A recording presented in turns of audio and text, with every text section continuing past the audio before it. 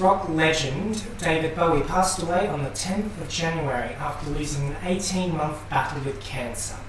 Official reports have said that he passed away peacefully, surrounded by his friends and family. There have been tributes from artists all over the world, and David Bowie's final album was released just a few days before his death. Upon hearing the news, hundreds of fans gathered at his birthplace in Brixton of South London to lay flowers and candles and take part in an impromptu sing-along. Fans also gathered at his New York apartment and in Berlin, where he lived in the 1970s. The legend had turned 69 just a few days before his passing. I would now like to take a moment of silence for David Bowie.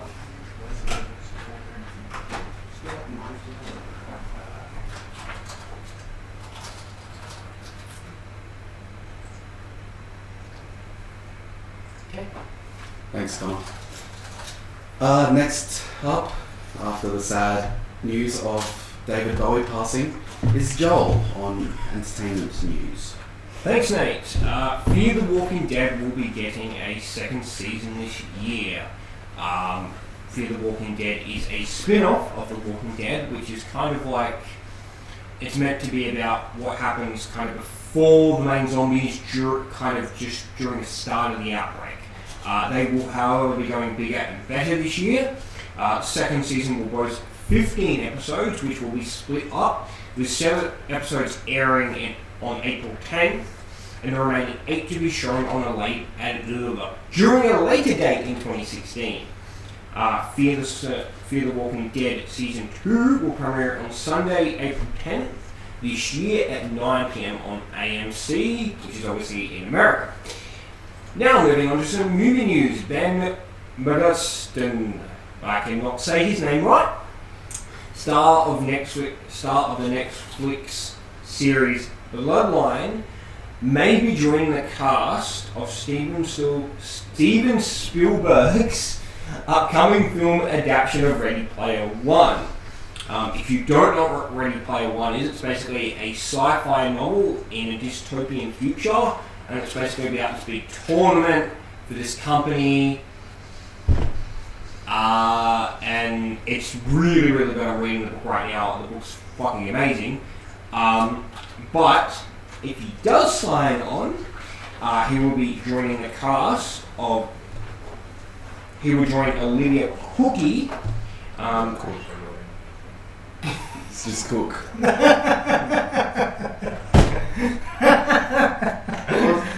Damn it. Olivia Cook in the film as a central villain, which will centre on a treasure hunt known in a virtual world known as an Oasis.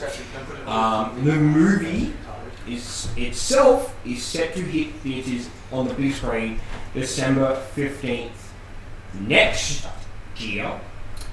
Now, since our tech guy isn't here, I've been tasked with talking about some CES news.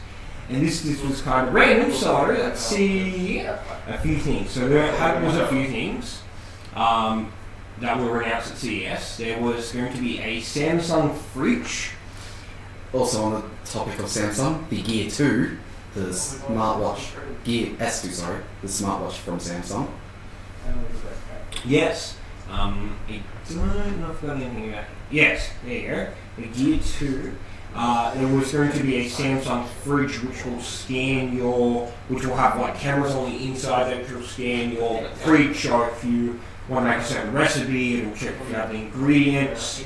There was going to be a transforming TV, which will it won't be like a solid TV, it'll just be like tiny tubes or something which will rotate.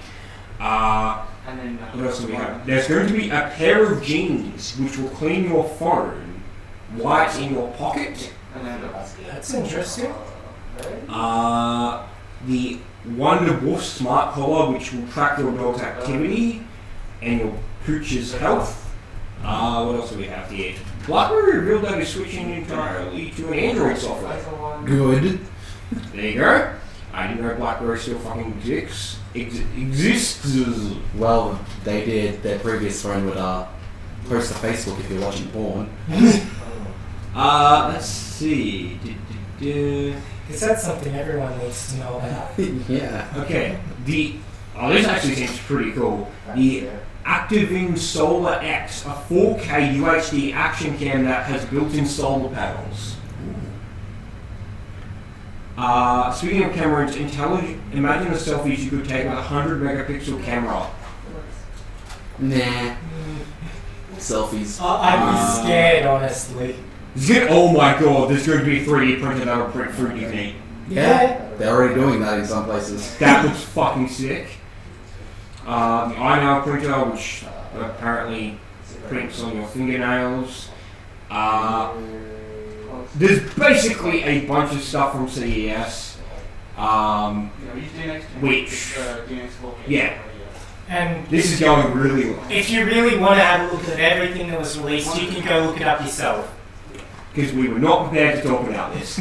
We did get invited to go to CES, but we just couldn't make it. Yeah, which is a shame. Anyway. Moving on to Nate, I should pass it back to Nate here. Thank Who's you, going Joel. to talk about his gaming news of the week? Yes, anyway, so, gaming news. This week, Far Cry Primal system requirements have been announced, Diablo 3's 2.4 update, and the indie game of the week, Keep Talking and Nobody Explodes.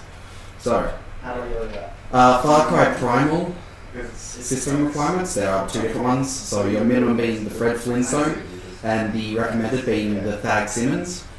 So, for the Fred Flintstone, you would require an i3 or a AMD Phenom 2 X4, 4GB RAM, and a GTX 460 or HD 5770. For the Thag Simmons, for the Thag Simmons, your recommended is a Core i7 or an AMD FX 8350 with 8GB RAM and a GTX 780 or R9280X.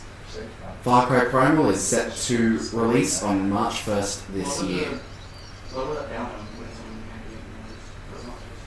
Diablo 3's 2.4 patch has added more stuff than what normal patches do in other games. So you get a new zone, set dungeons for set items is from what I believe, powered up rifts, so even more difficult rifts the further on you get, and even more loot as you would normally get with any Diablo update. Patch 2.4 will be out later this week. So, next up, our indie game of the week. Keep Talking and Nobody Explodes. In this game, one player is trapped in a virtual room with a ticking time bomb that he must defuse. Other players are the experts who must give the instructions to defuse the bomb by deciphering the information found in the bomb defusal manual. But there is a catch. The experts can't see the bomb, so everyone will need to talk it out fast. Rounds are fast-paced, tense, occasionally silly, and almost always loud. Everybody has a role to play whether they are defusing the bomb or not. Swap out between rounds and then share the experience with all of your friends. And that's it from gaming news this week, so... I think that's it. I've heard of that game before, and it actually looks really interesting. I'm keen to try it. I've played it before, it's really fun, but it is really difficult when it's just two people. One on the bomb and one on the manual. I haven't played it, but I've heard all Are you about saying it. maybe multiple people on the manual would be best? Probably two would be ideal, Okay. so you can split the load between two, because with the later on bombs they get really hard. Well, I've seen like pictures of the manual, and there's like 20 to 30 pages, isn't there? Yeah. I think that is it for us here at AP News this week.